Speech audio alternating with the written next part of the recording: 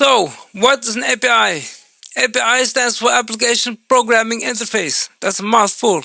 So let's set the acronym aside for a minute and just focus on what it actually does. An API is a way for two pieces of software to talk to each other. That's it.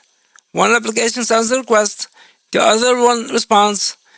The API is the bridge in between. It defines the rules of how that conversation happens.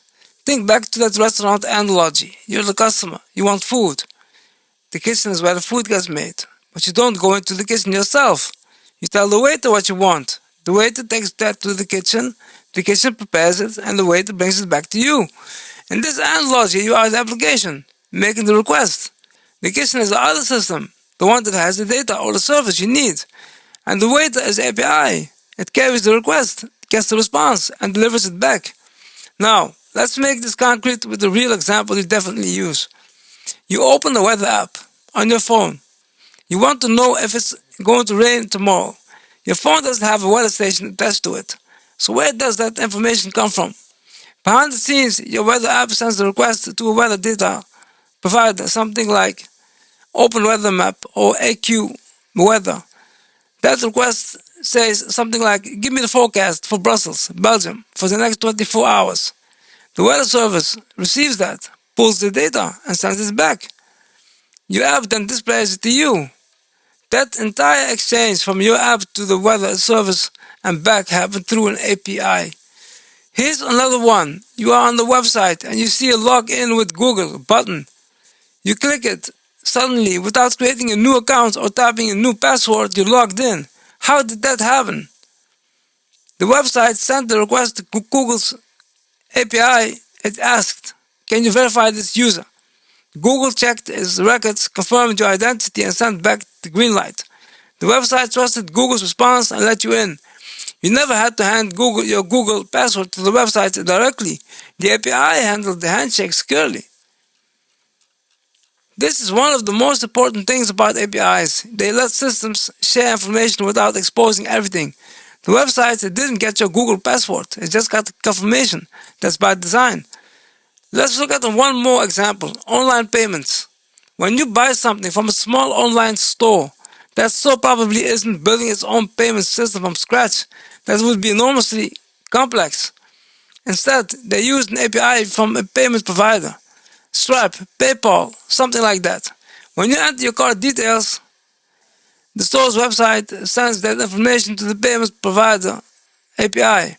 The payment provider processes the transaction and sends back a result, approved or declined. The store never ever even sees your full card number. The API keeps that layer of security between them. So by now you can see a pattern. APIs let applications share functionality and data without giving full access to everything. They create a controlled, structured way to communicate. Now you might be wondering, who makes these APIs and who gets to use them? There are different types. Some APIs are public. Anyone can use them. Twitter, YouTube, Google Maps. They all have public APIs that developers can build with. That's how you get third-party Twitter clients or apps that embed a Google map inside them. Some APIs are private. They are built for internal use only. A company might have an API that connects a sales system to its inventory system. That API isn't available to the outside world.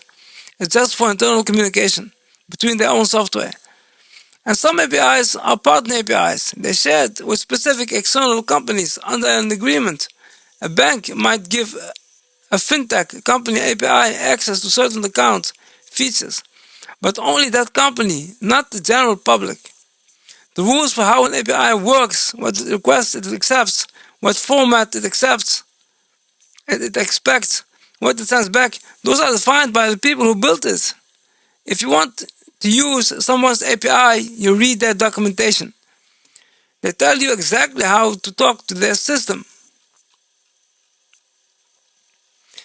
Now, there's one more thing worth knowing, and that's the most common style of API you'll encounter today, the REST API. REST stands for Representational State Transfer. Again, the name isn't the important part. What matters is that REST APIs work over the web, using the same basic system that powers every website you visit. They're designed to be simple, flexible, and easy to use from almost any programming language or device. When people talk about APIs in web development, they're usually talking about REST APIs. The data they exchange is typically in a format called JSON, which stands for JavaScript Object Notation. If you've ever seen those curly braces with labels and values inside, that's JSON. It's basically a standardized way to organize data so that different systems can read it easily. We'll cover JSON properly in its own video. So let's bring this all together. An API is a bridge between two systems. It defines how one application can request something from another and how that other application responds. APIs are what make modern software work together. They're behind your web app, your login buttons, your payments, your maps, your social media feeds. Almost every app you use is built on top of other services connected through APIs. Understanding APIs doesn't make you a developer, but it does make you someone who understands how the digital world actually works, which is more than most people can say. If this was useful, the next logical step is understanding how data moves across a network in the first place, which means we need to talk about TCP and IP. That's coming up next. Subscribe if you don't want to miss it, and I'll see you there.